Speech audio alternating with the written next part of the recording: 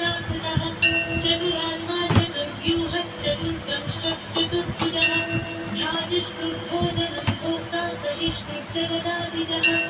अनघोविजयो जेता विश्वयोनिः पुनर्वसुः उपेन्द्रो वामनः प्रांशुरमोघः शुचिनुर्जितः अतीन्द्रः सङ्ग्रहः सद्गो धृतात्मा नियमो यमः वेद्यो वैद्यः सदा योगी वीरः माधवो मधुः अतीन्द्रिय